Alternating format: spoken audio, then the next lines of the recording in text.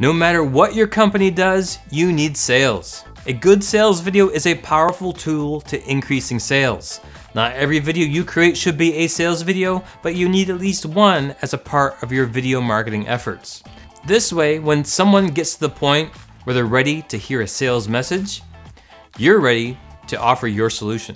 So how do you create a sales video? The formula for a good sales video comes from an unexpected place. Coming up next, this is everything you need to know to make an awesome sales video. To get everything we need to create a sales video, we need to look at an unexpected place. We need to look at the infomercial. Now, I know that some of you just threw up your mouths a little. Don't click to the next video just yet. Let me explain why and how we can use the infomercial formula for our sales videos without being cheesy. Infomercials have gotten much better in recent years, but they still have a stigma for some brands. As much as you might hate infomercials, the fact is they work. The secret to why they work is a script writing formula they use. In the infomercial world, this type of video is called direct-to-consumer marketing. And the reason it's so important is because it gives you, the brand, more control of your sales.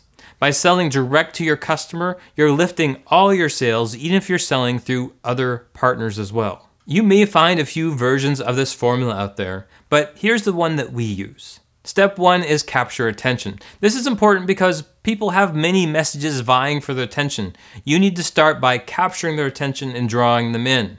This is especially important for social media ads on sites like Facebook. This opening moment needs to be what I call thumb-stoppable, which is just a fancy way to say it gets people to stop scrolling on their phones to watch your video. On sites like LinkedIn and Facebook, the videos start without sound. On YouTube, if the video is an ad, you only get 6 seconds before someone can skip. Those opening few seconds are the most important. Next, you need to talk about the problem, which is step 2. Problem.